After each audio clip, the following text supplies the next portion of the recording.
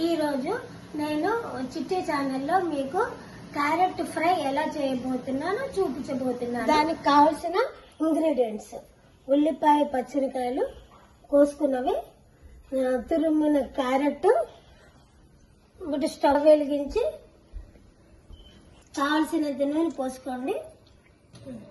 నూనె వేడెక్కాక శనగపప్పు, మినప్పప్పు, జీలకర్ర, ఆవాలు, కరివేపాకు, కట్ చేసుకున్న ఎండుమిరపకాయలు. ఎక్కువ వేసుకోకండి, కారం ఎక్కువ ఉంటుంది, కొన్ని మాత్రమే వేసుకోండి. ఇవి వేసాక ఉల్లిపాయలు, పచ్చిమిరపకాయలు వేసుకోండి. కొంచెం సిమ్లో పెట్టుకొని ఒక 5 నిమిషాలు మూత పెట్టుకోండి. ఇప్పుడు ఉల్లిపాయ వేగాయండి. ఇప్పుడు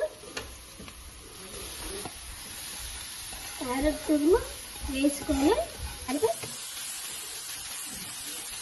స్పూన్ పసుపు వేసుకోండి. దీనికి సరిపడా ఉప్పు వేసుకోండి. 4 స్పూన్లు, చిన్న స్పూన్లు ఉప్పు వేసాను. ఇప్పుడు 10-15 నిమిషాలు మగ్గే వరకు మగ్గబెట్టుకోండి.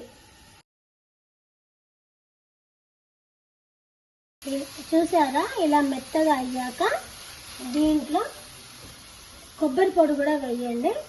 ఇది నేను అమెరికాలో ఫ్రీజర్లో పెట్టిన కొబ్బరి పొడి.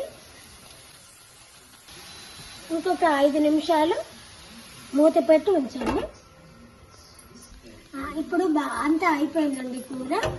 ఆఖరికి ఒక 1/2 స్పూన్ ధనియాల పొడి, 1/2 స్పూన్ జీలకర్ర పొడి వేసుకొని 1 నిమిషం హైలో పెట్టండి. ఆఖరికి కొత్తిమీర చల్లి.